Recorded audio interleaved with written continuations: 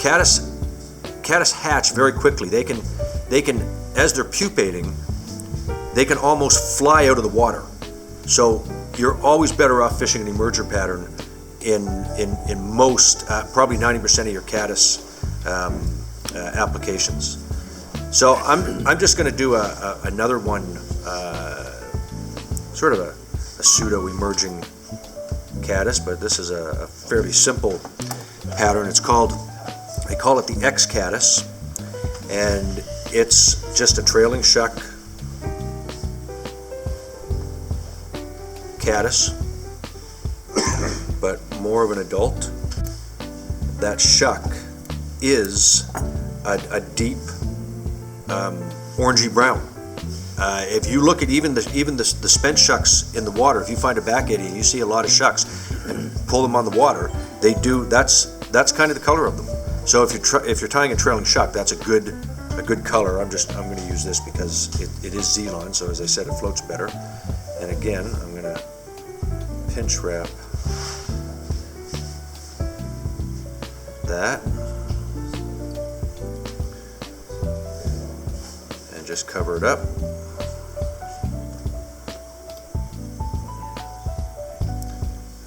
The X caddis is a nice low riding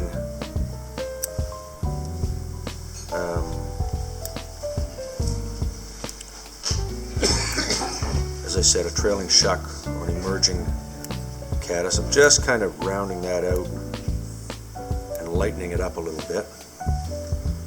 It doesn't need to be, a lot of guys will tie a trailing shuck and it'll only be 3 or 4 strands. It's all you need, because that as it sits on the water, those 4, 5, 6 strands are going to catch the water, and there'll be a meniscus around it, and that's what's holding it, both holding it in the film, but it's also that's what's providing the silhouette that the fish see, is that little meniscus around the trailing shuck. So it doesn't have to be terribly heavy. I'm actually going to lighten that up a little bit more. Some people actually burn that at the back. Yep. You can do that. There's a pretty cool. This is a neat little trick that you can do.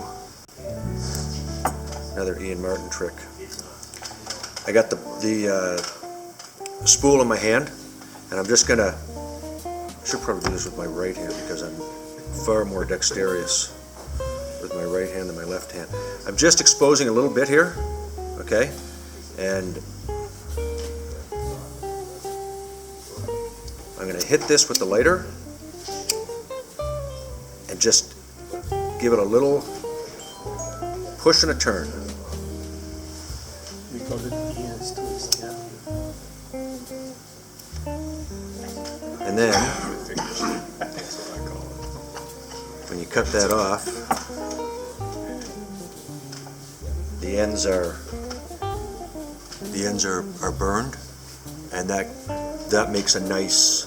You easily substitute that. It makes a nice representation of a trailing shuck. So I was saying I don't use elk hair caddis much anymore. They probably don't work any less. But we have so much, especially on this river, we have so much sort of slack water or quiet water where fish will rise in. And the elk hair caddis is a far better pattern in broken water because it rides high and you can see it. But a good low riding pattern, whether it's mayflies or caddis, I feel is a better alternative. The other thing with that is parachute patterns with mayflies. This river in particular, parachutes will prevail over your traditional catskill ties any day of the week. And I think it's just the profile. It's the fish get it's just a better profile of the fish.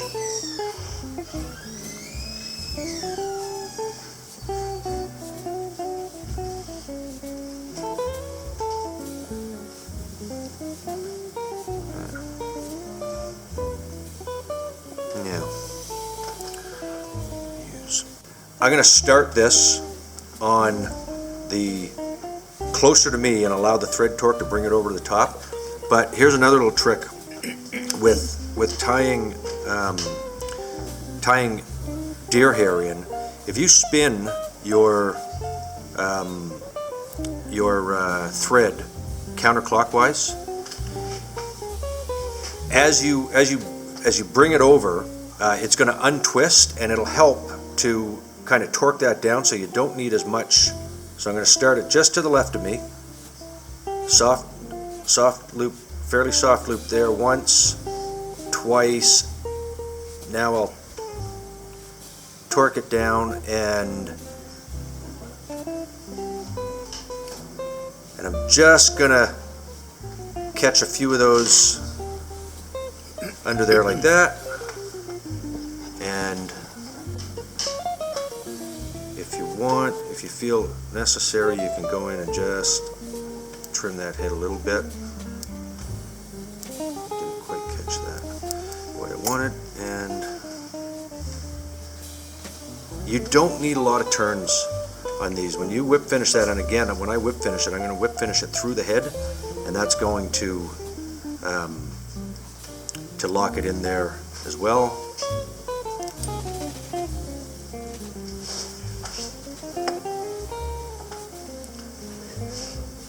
And that's the X Caddis. Whoops.